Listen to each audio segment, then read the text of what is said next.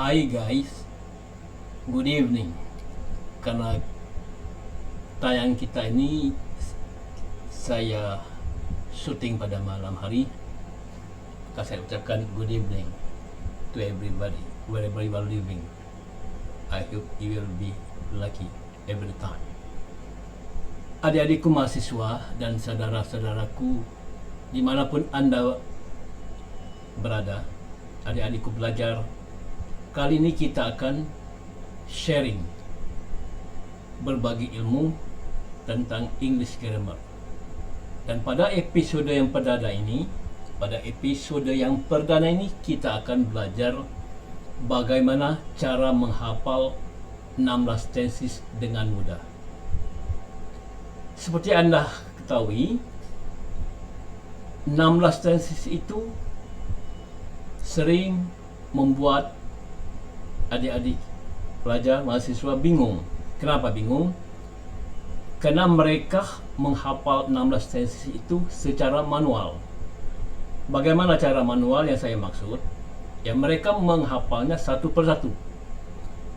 Misal begini, present continuous tense, subject plus to be is MR plus verb ing plus object plus adverb of time. Tenses kedua misalnya, present future perfect continuous tense, subject plus shall atau will plus have plus been plus verb ing plus object plus adverb of time. Nah, itu secara manual. Apakah secara manual itu salah? Tidak. Jadi tidak ada metode pembelajaran itu salah. Hanya saja ada yang efektif, ada yang tidak efektif. Nah, kali ini kita akan belajar bagaimana menghafal 16 tenses itu dengan efektif. Maksud efektif itu bagaimana, adik-adikku? Maksud efektif ini, dalam waktu 1 jam, ketika adik menerapkan, adik-adik mahasiswa pelajar dan saudara-saudaraku dimanapun Anda berada, ketika Anda menerapkan formula yang saya tampilkan pada episode yang pertama ini, Anda akan mampu menghafal 16 tenses dalam waktu 1 jam. Bayangkan, kalau secara manual, anggap saja dalam 1 hari Anda mampu menghafalkan 4 tenses. Karena jumlah tenses dalam bahasa Inggris 16, berarti Anda membutuhkan 4 hari. 1 hari 4 tenses, berarti 4 hari Anda menghafalkan 16 tenses. Kalikan dalam 1 jam dalam 1 hari 24 jam, kalikan 24. Kalikan 4 hari, 24 kali 4, berapa jam? Nah, sekarang dengan metode yang saya berikan, Anda cukup waktu 1 jam menghafal 16 tenses. Jadi bukan 4 hari.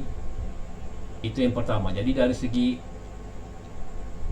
irit waktu, jauh lebih irit metode yang kita pelajari sekarang. Yang kedua, kelemahan secara manual. Ketika Anda menghafal secara manual, Anda menghafal 1 hari 4 tenses.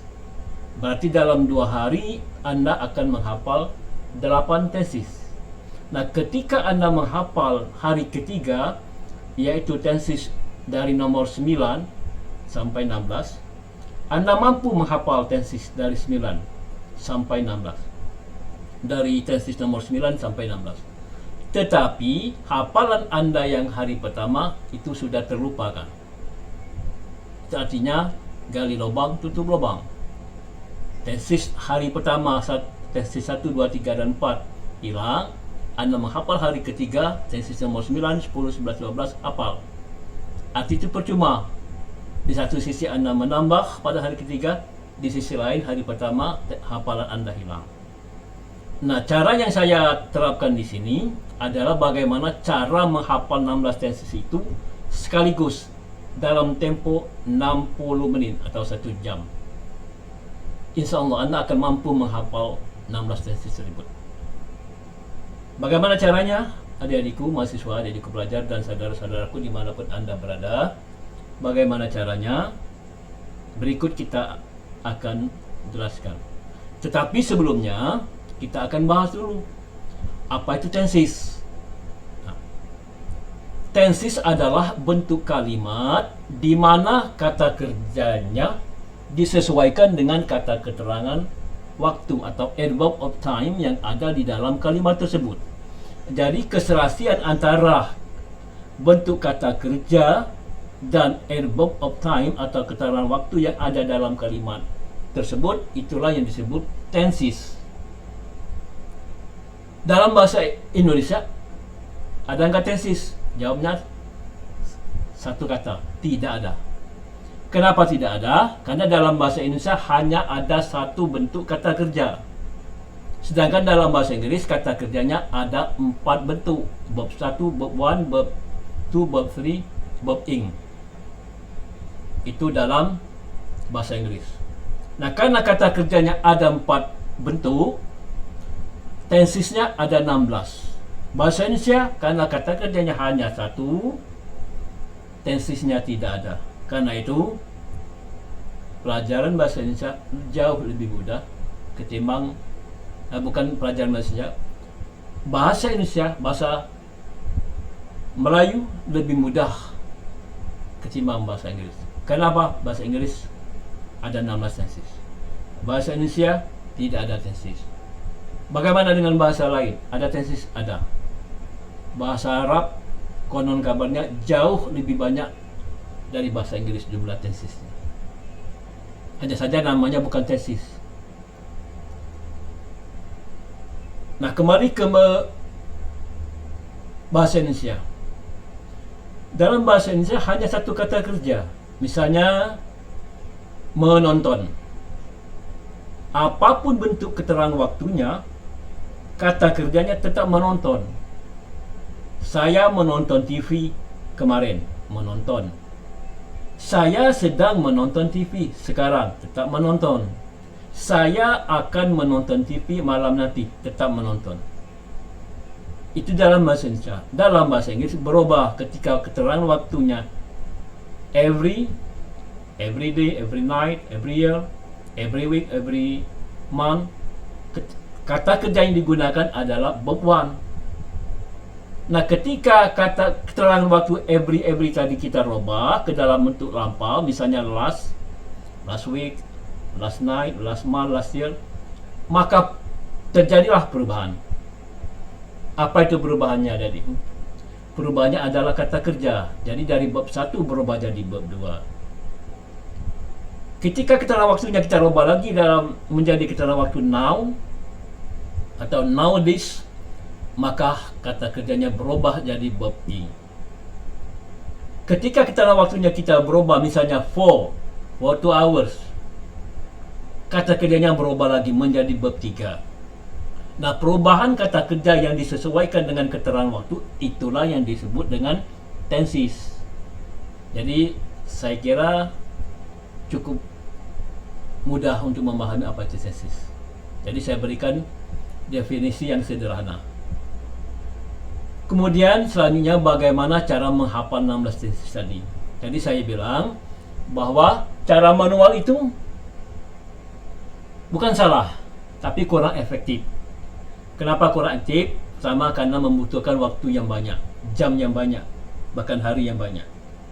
Yang kedua, ketika kita menghafal tenses yang nomor katakanlah nomor 8, 9, 10, hafalan kita yang hari pertama, tenses nomor 1, 2, 3, 4 terlupakan. Arti itu gali lubang, tutup lubang. Nah, sekarang kita hafalkan sekaligus 1 jam, insya Allah saya jamin hafal. Dengan catatan Anda hafalkan dulu. Anda try to understand the formula that I'm going to teach you on this time. So Anda akan mampu menghafal 16 tenses dengan mudah. Jadi tahap pertama, Anda paham dulu tenses yang akan saya berikan ini. Setelah Anda paham, Anda hafalkan.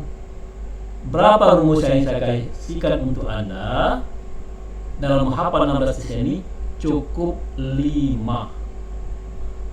Cukup 5 rumus. Jadi 5 rumus untuk menghafal 16 tenses. Itu pun mudah menghafalnya.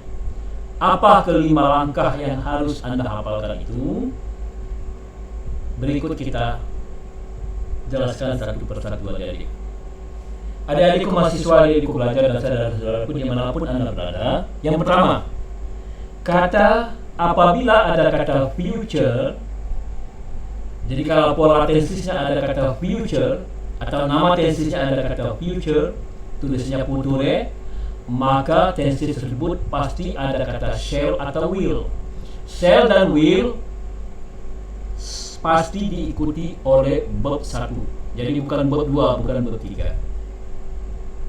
Bagaimana kalau diikuti oleh verb ing, shall dan will-nya? Boleh adik-adikku.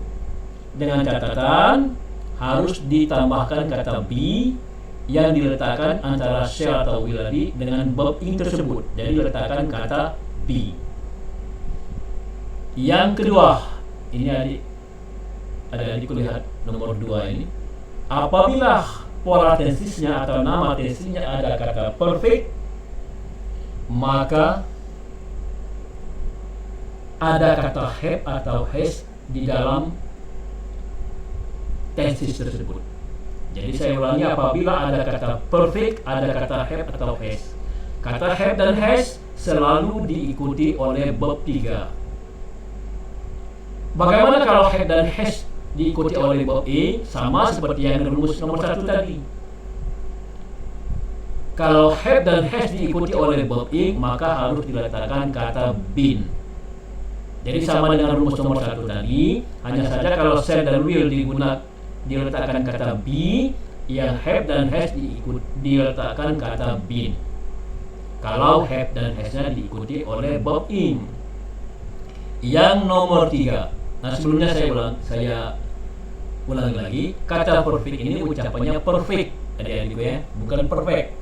Kalau perfect artinya menyempurnakan kata kerja. Nah, untuk terminologi tenses ini atau grammar ini tulisannya perfect, CT, ucapannya perfect. Jadi jangan perfect. Tetapi ketika Anda menggunakan dalam kalimat lain yang artinya menyempurnakan, boleh, adik-adik bukan boleh, tapi harus mengucapkan perfect. Misalnya, I perfect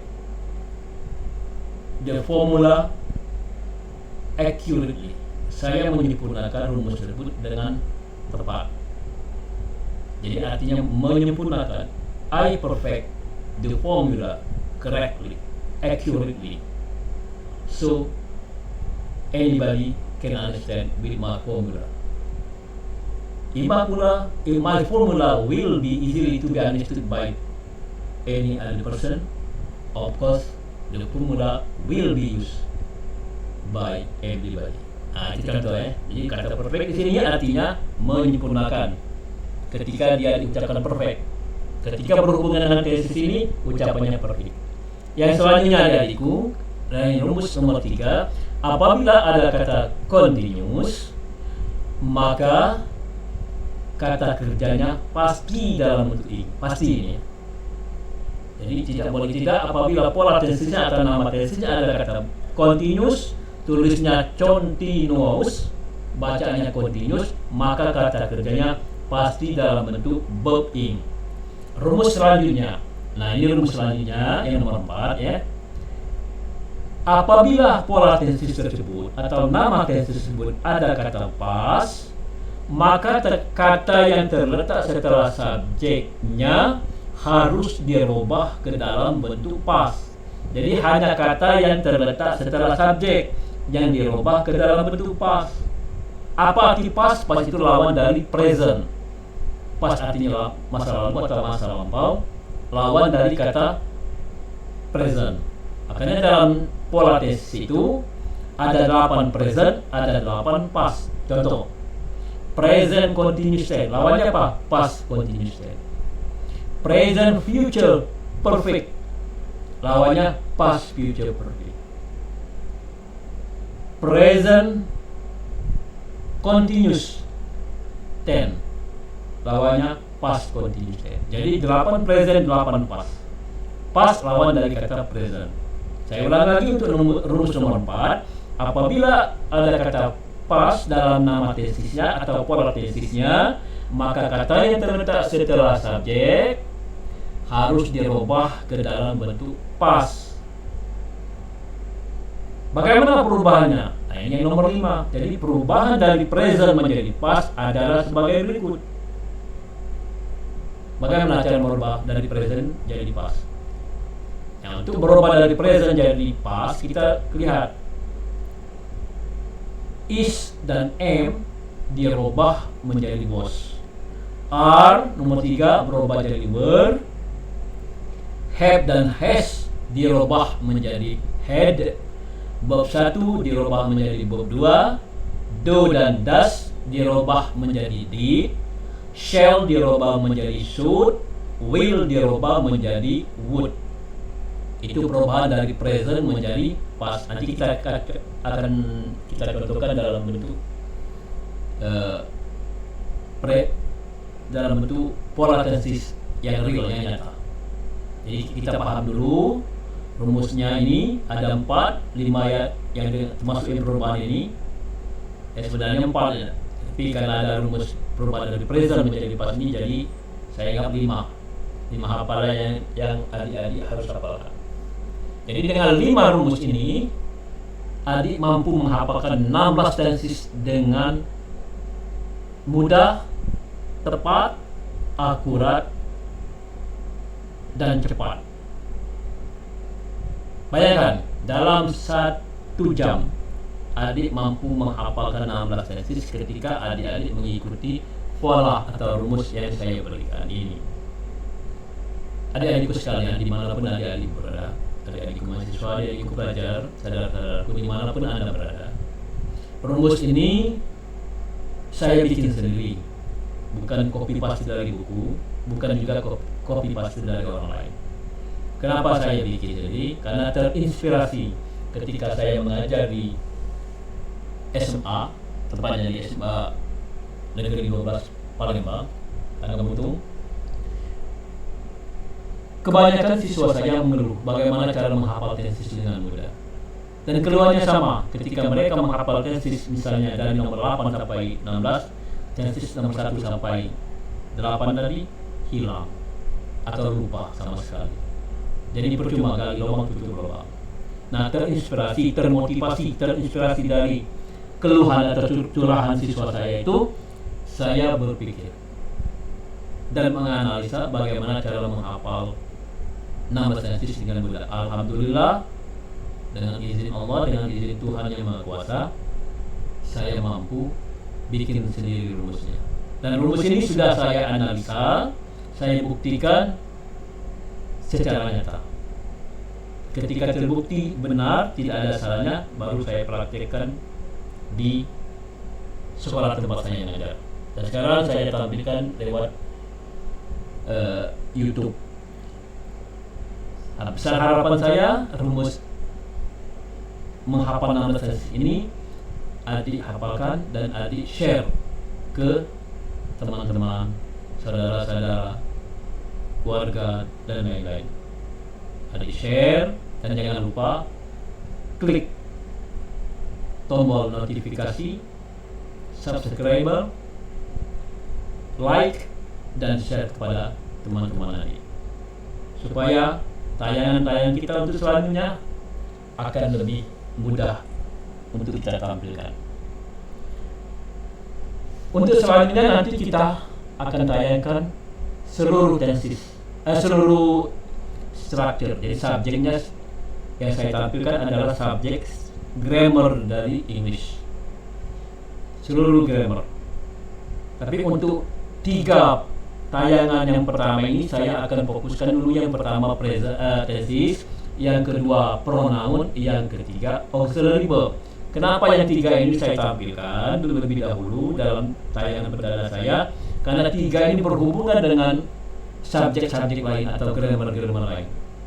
Misalnya, ketika saya mengajar conditional sentence atau kalimat pengandaian, maka conditional sentence ini berhubungan dengan tenses. Jadi kalau tensesnya belum saya ajarkan lebih dahulu, otomatis ketika saya mengajar conditional sentence, saya akan mengalami kesulitan. Contoh kedua, ketika saya di masa-masa yang akan datang, saya akan mengajarkan masalah question tag. Ketika saya mengajar question tag berhubungan dengan auxiliary verb, berhubungan juga dengan pronoun. Jadi kalau auxiliary verb dan pronoun belum saya ajarkan, saya akan mengalami kesulitan dalam teaching and learning proses pada adik-adik. Jadi sekali lagi, untuk 3 tayangan perdana ini saya tampilkan dulu tesis, pronoun, dan auxiliary verb. Dan ada lagi selanjutnya, untuk setiap subjek yang saya tampilkan, saya akan tampilkan soal-soal yang berhubungan dengan subjek yang saya ajarkan tersebut pada tayangan berikutnya, karena mengingat durasi waktu. Jadi tidak saya tampilkan sekarang, saya tampilkan pada episode yang datang. Misal masalah tesis, pada episode yang datang saya akan buat soal seluruhnya berhubungan dengan tesis. Dan setiap soal yang saya tampilkan jawaban. Misalnya nomor 1 jawabannya A. Di bawah jawaban itu akan tampilkan alasan. Nomor 1 jawabnya A, kenapa dia jawab A, kenapa A yang betul, kenapa B, C, D salah. Dengan demikian adik-adik lebih paham dengan grammar yang adik pelajari dari tayangan kita ini. Adik-adikku sekalian, dimanapun adik-adikku berada, sekarang kita buktikan tesis yang rumus yang kita tampilkan, yang kita jelaskan tadi, kita buktikan dalam dunia nyata atau dalam tesis dalam nyata. Contoh, pola tesis ini ya, jadi 16 tesis. Ini saya bagi 2 kolom. Kolom pertama saya beri judul pola tesis, jadi polanya atau nama tesisnya. Kolom kedua saya beri rumusnya. Present, future tense. Kita terapkan adik-adikku rumus yang saya kasihkan tadi. Tadi rumus yang saya berikan, saya ulangi lagi ya, sejelas. Nah, di sini rumus yang saya berikan tadi. Apabila ada kata future, ada shall atau will, shall dan will selalu diikuti oleh bab 1. Shall dan will boleh diikuti oleh bab ing dengan catatan harus ditambah kata be. Yang nomor 2, apabila ada kata perfect maka gunakan have atau has. Apabila ada kata perfect, have dan has selalu diikuti oleh bab 3. Have dan has boleh diikuti oleh bab ing dengan catatan harus ditambah kata been. Yang ketiga, rumus ketiga, apabila ada kata continuous, tenses tersebut pasti menggunakan verb ing, pasti ya. Apabila ada kata continuous pasti verb ing. Yang selanjutnya, apabila ada kata past, maka kata yang terletak setelah subjek harus dirubah dari present menjadi past. Perubahan dari present menjadi past ini polanya. Jadi present berubah jadi past. Nah, sekarang kita terapkan dalam rumus secara nyata. Nomor 1, present future. Ada apa adik-adikku yang pola tesis yang nomor 1 ini? Yang pertama ada kata present. Yang kedua ada kata future. Future. Apabila ada kata future seperti rumus yang saya sajikan tadi, maka ada kata shall dan will. Kita buktikan. Ada nggak? Ada kan? Will dan shall. Kenapa ada will dan shall? Karena ada kata future. Shall dan will selalu diikuti oleh bab 1. Sudah ketemu rumusnya. Setelah bab 1 baru diikuti oleh objek, baru diikuti oleh verb of time. Dalam objek dan verb of time itu mantap ya, tidak ada perubahan. Yang nomor 2 sama dengan nomor 1, hanya saja presentnya kita ubah jadi past. Seperti rumus saya tadi yang terakhir yang nomor 4, apabila present berubah jadi past, maka kata yang terletak setelah subjeknya, dalam hal ini will dan shall, dirubah menjadi past. Will berubah jadi would, shall berubah jadi should, maka terbentuklah pola subjek plus would atau should plus bab 1 plus objek plus verb time. Gampang kan? Adik-adik gue, dalam waktu hanya beberapa menit sudah dua tesis yang kita hafal. Yang ketiga, present perfect tense. Ada kata perfect. Apabila ada kata perfect, yang nomor 3 ini adik-adik lihat. Apabila ada kata perfect, maka dia ada kata have atau has. Buktikan, benar kan? Di sini ada kata have atau has. Have dan has, rumus saya yang di atas tadi harus diikuti oleh bab 3. have atau has diikuti oleh bab 3. Dapat tesis nomor 3, sudah 3 tesis dapat. Selanjutnya yang nomor 4. Nomor 4 sama dengan nomor 3, hanya presentnya berubah jadi past. Jadi dari present perfect tense menjadi past perfect tense. Ketika perubahan dari present menjadi past gampang, mudah. Jadi cukup dirubah kata yang terletak secara subjek. Dalam hal ini have dan has berubah jadi had. Dapatlah rumus yang nomor 4, yaitu subjek plus had plus bab 3 plus objek plus adverb time. Yang nomor 5 kita buktikan adik-adik. Ada kata apa? Ada kata future, ada kata perfect, dua kata di sini. Dua kata yang harus ia diingat. Kata future berarti ada will atau shall. Ada kata perfect berarti ada kata have. Have selalu diikuti oleh bab 3. Jadi kata kerja yang di sini mengikuti kata yang sebelumnya yaitu have. Have selalu diikuti oleh bab 3. Jadi dapatlah rumus tesis nomor 5. Bagaimana yang nomor 5 ini kita rubah jadi past? Present berubah jadi past, sama dengan yang di atas tadi. Cukup rubah kata yang terletak setelah subjek yaitu will dan shall. Will jadi would, shall berubah jadi should. Yang lainnya mantap. 6 tesis adik-adik. Jadi kalau adik-adik hafalkan secara manual 6 tesis ini berapa hari? 2 hari. 2 hari itu 24 kali 2 berapa? 48 jam. Ini hanya beberapa menit, hanya 5 menit tadi sudah hafal 6 tesis. Yang selanjutnya, nah sebelum saya lanjutkan, saya jelaskan dulu ya.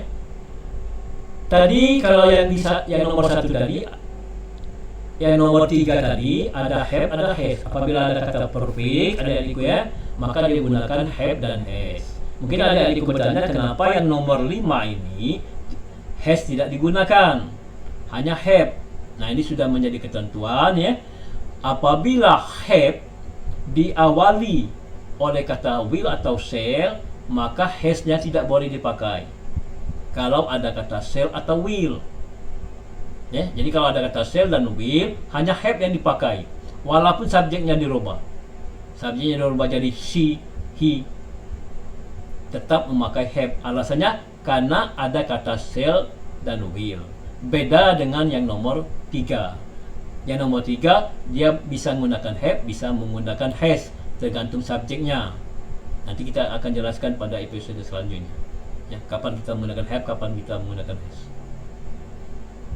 Jadi saya ulangi, yang nomor 3 perfectnya boleh bisa menggunakan have, bisa menggunakan has. Yang nomor 5 tidak boleh menggunakan has dengan alasan karena sudah ada kata will atau shall. Begitu juga kalau ada kata would atau should, dia tidak boleh lagi menggunakan has, cukup menggunakan have. Dan kata kerjanya harus bab 3. Kenapa? Karena dia diawali oleh kata have. Kata have seperti rumus saya jelaskan tadi harus diikuti oleh bab 3. Jadi dapatlah rumus 6 rumus. Sekarang yang nomor 7, present future continuous. Nah, di sini ada kata continuous adik-adikku ya, nomor 7. Kalau ada kata continuous, rumus saya yang di atas tadi harus menggunakan verb ing. Benar nggak? Benar kan? Ada verb ing. Harus menggunakan verb ing karena ada kata continuous. Maka di sini saya buat verb ing. Ada kata future. Ada kata future berarti ada kata will atau shall. Kenapa di sini ada kata be? Karena ketentuan rumus tadi, adik-adikku yang di atas tadi boleh adik review videonya. Will dan shall harus diikuti oleh bab 1. Apabila diikuti oleh bab ing, letakkan kata be ya. Jadi will and shall ini harusnya diikuti oleh bab 1. Tetapi ketika dia diikuti oleh bab ing, maka harus letakkan kata be antara shall atau will dengan verb ing. Kenapa dia harus menggunakan verb ing? Karena ada kata continuous. Jadi boleh kita bolak-balikan. Kenapa dia menggunakan verb ing? Karena ada kata continuous. Kenapa dia menggunakan will dan shall? Karena ada kata future. Jadi biar dibongkar balik bolak-balik, pertanyaannya tetap mampu kita menjawab. Ya. Yang nomor 8 sama dengan 7. Cukup merubah dari present jadi past. Gampang ya. Jadi yang nomor 8 ini sama dengan nomor 7, hanya saja presentnya berubah jadi past. Perubahannya bagaimana? Seperti yang saya bilang tadi, hanya kata yang terletak setelah subjek yang dirubah, yang lainnya mantap. Jadi will berubah jadi should, shall berubah jadi would, yang lainnya mantap. Boleh adik lihat sini, be tetap dipakai, verb in tetap dipakai, object tetap dipakai, and verb of time tetap dipakai. Jadi sudah 8 tenses adik-adik. Ya, dengan rumus yang kita terapkan ini sudah mampu kita menghafal 8 tenses. Sekarang kita buktikan dengan tenses yang nomor 9. Present perfect continuous tense. Nah, ini agak memanjang sedikit ya. Pola tensesnya. Perfect continuous. Ada apa adik-adikku di sini? Ada 2 kata. Ya, kata kuncinya ada 2. Apa? Perfect dan continuous. Ketika ada kata perfect, maka dia gunakan have dan has. Ingat rumus di atas. Ya, kalau saya sudah hafal rumus tadi ya. Adik-adikku kalau belum hafal, boleh adik review videonya. Jadi kata perfect, apabila ada kata perfect, dia ada kata have atau has. Kemudian dia ada kata continuous, berarti verbnya pasti verb ing. Benar kan, verb ing? Loh, kenapa dia pakai been? Seperti rumus yang saya di atas tadi. Apabila have dan has diikuti oleh verb ing, maka harus gunakan been. Kenapa? Karena seharusnya have dan has ini harusnya diikuti oleh verb 3. Karena dia diikuti oleh verb ing, maka harus gunakan kata been antara have dan has dengan verb ing. Ya. Nah, sekarang nomor 10. Nomor 10 sama dengan nomor 9, cukup merubah present berubah jadi past. Perubahannya bagaimana? Cukup berubah kata yang terletak setelah subjek. Jadi have dan has kita berubah jadi had. Ya, seperti rumus formula yang nomor 5 yang terakhir tadi ya. Have dan has berubah jadi had. Yang lainnya mantap. Bayangkan sudah 10 tenses ada deh yang mampu kita hafalkan. Kemudian tenses selanjutnya nomor 11 agak panjang lagi dari yang nomor 9. Present, future, perfect, continuous. Ada 3 kata kunci adik-adikku ya.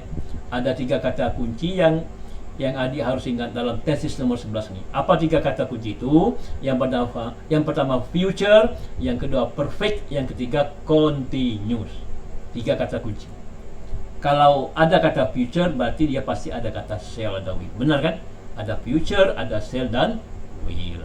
Ada perfect, ada kata have. Benar. Ada kata continuous, berarti berarti kata kerjanya harus dalam bentuk verb ing. Benar. Kan benar. Ini lihat kursor saya ini ya. Apabila ada kata continuous, maka dia verb ing. Kenapa dia pakai been? Karena peraturannya tadi have dan has harus diikuti oleh verb 3. Ketika have diikuti oleh verb ing, harus katakan kata been. Ya. Nah, sama yang di atas tadi, dia hanya menggunakan have adik-adikku ya. Tidak boleh menggunakan has. Alasannya karena sudah ada kata shall dan will. Tetapi kalau shall dan will ini dihapuskan ya, dia bisa menggunakan have, bisa menggunakan has. Kapan kita menggunakan has atau have? Nah, ini saya jelaskan ya. Saya tuliskan di sini kapan kita menggunakan has digunakan ya. Has digunakan bila subjeknya she, he, it, atau nama orang yang jumlahnya 1, misalnya Amir. Nah, ini ada adikku ya, supaya adik-adikku lebih jelas lagi ya.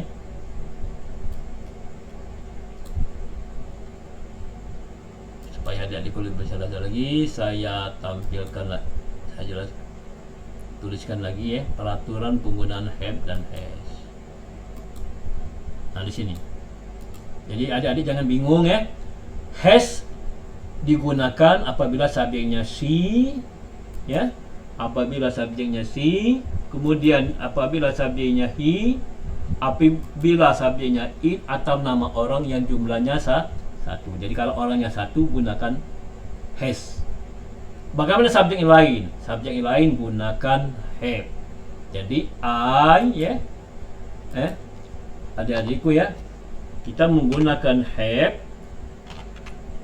apabila apa?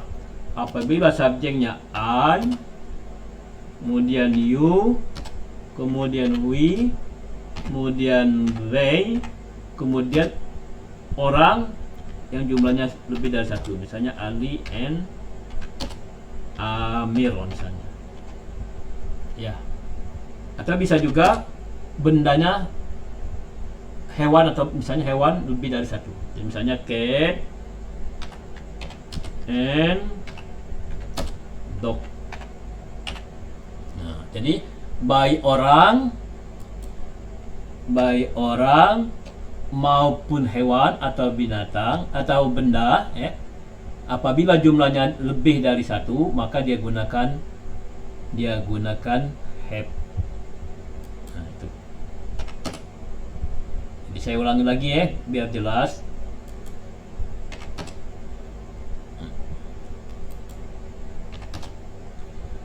Saya ulangi lagi adik-adikku ya, biar lebih jelas ya. Has itu digunakan bila subjeknya she, he, it, atau nama orang yang jumlahnya satu, atau nama hewan yang jumlahnya satu.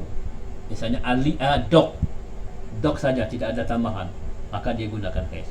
Kemudian apabila subjeknya I, you, will, they, atau orang yang jumlahnya lebih dari satu, misalnya Ali and Amir, atau hewan atau benda yang jumlahnya lebih dari satu, misalnya cat and dog, maka dia gunakan have. Tetapi kembali ke tenses yang nomor 9 tadi adik-adikku ya. Yang nomor 11 adik-adikku ya. Untuk tenses yang nomor 11, dia hanya menggunakan have. Kenapa? Karena ada shall, ada will. Karena didahului oleh kata shall atau will, maka dia hanya menggunakan have, tidak boleh has, walaupun subjeknya she, he, it, atau nama orang. Nah, lain halnya seperti yang nomor 9. Nah, yang nomor 9 ini ya, karena dia tidak ada shall, tidak ada kata will, atau tidak didahului oleh kata shall atau will, maka dia bisa menggunakan have, bisa juga menggunakan has, tergantung subjeknya. Aturnya bagaimana? Aturnya yang di sini yang saya jelaskan tadi. Nah, kembali ke tesis. Jadi kalau present, future perfect, continuous. Nah, di sini ada 3 kata kunci ya adik-adikku yang nomor 11 ya. Adik-adik fokuskan dengan tesis nomor 11 ya. Present, future perfect, continuous tense. Ada 3 kata kunci di sini adik-adikku. Apa kata kuncinya yang 3 itu? Yang pertama future, yang kedua perfect, yang ketiga continuous. Kalau ada kata future, berarti ada kata shall atau will. Apabila ada kata perfect, dia ada kata have. Apabila ada kata continuous, dia ada verb ing. Have apabila diikuti oleh verb ing, gunakan been. Kemudian have apabila didahului oleh kata shall atau will, has-nya tidak lagi digunakan. Nomor 11 kita rubah menjadi nomor 12. Perubahannya hanya berubah dari present menjadi past. Jadi present, future, perfect, continuous tense berubah jadi past, future, perfect, continuous tense. Yang dirubah cukup shall dan will. Atau dengan kata lain, cukup kata yang terletak setelah subjek. Yang lainnya mantap. Nah, bagaimana kalau tenses yang nomor 13? Yang nomor 13 ini sederhana tensesnya, adik-adikku ya. Kenapa saya bilang sederhana? Karena dia tidak ada kata future, tidak ada kata perfect, tidak ada kata continuous. Yang nomor 13. Ya. Karena dia tidak ada kata future, berarti dia tidak ada kata shall atau will. Karena tidak ada kata perfect, berarti tidak ada kata have atau has. Karena tidak ada kata continuous, berarti tidak ada kata verb ing. Dan karena tidak ada semua, jadi langsung saja adik-adikku buat subjek verb 1 yang nomor 13 ini adik-adikku ya. Subjek plus verb 1 atau verb s plus object plus adverb of time. Jadi karena tidak ada kata shall, jadi tidak perlu kita tambah will, shall. Tidak ada kata perfect, tidak perlu kita pakai have. Tidak ada kata continuous, tidak perlu pakai verb ing. Karena tidak ada semua, ya sudah. Setelah subjek kita langsung pakai verb 1 atau verb has. Bagaimana penggunaan verb 1 dan verb s tadi? Sama dengan yang tadi. Nah, ini ya. Sama yang nomor. Jadi yang ini ya. Dia menggunakan verb s. Kemudian yang ini ya, dia menggunakan verb 1. Jadi peraturan penggunaan verb s dengan verb 1 tadi sama dengan peraturan penggunaan has dan have. Apa aturannya? Verb S digunakan bila subjeknya she, he, it atau nama orang yang jumlahnya 1. Verb 1 digunakan apabila subjeknya I, you, we, they atau orang yang jumlahnya dari 1 atau hewan yang jumlahnya lebih dari 1. Nah, dapatlah yang nomor 3 tadi. Yang nomor 14 bagaimana? Cukup berubah. Present cukup dirubah jadi past. Present berubah jadi past. Apanya yang dirubah? Kata yang terletak setelah subjek. Apa kata yang terletak setelah subjek nomor 13 ini? Yaitu verb 1 dan verb S. Verb 1 atau verb S seperti rumus yang di atas tadi dirubah menjadi bentuk past, berubah jadi verb 2. Jadi langsung kita buat subjek plus verb 2 plus objek plus adverb of time. Gampang kan adik-adikku ya? 14 sih sudah hafal. Kemudian yang terakhir present continuous tense. Nah, ini hampir sama dengan yang nomor 13 adikku ya. Cukup sederhana. Tapi dia ada kata continuous. Nah, karena ada kata continuous, dia harus menggunakan verb ing adikku. Bukan verb 1 seperti yang nomor 13. Kenapa? Karena ada kata continuous. Nah, kata continuous ini harus diawali oleh to be. To be-nya apa? Is, am, are. Is, am, are. Baru verb ing. Kemudian yang terakhir, present continuous berubah jadi past. Hanya present berubah jadi past. Seperti yang di atas, rumus yang di atas tadi, yang dirubah dari present berubah jadi past, cukup kata yang terletak setelah subjek, yaitu is, am, are. Is dan am berubah jadi was, are berubah jadi were.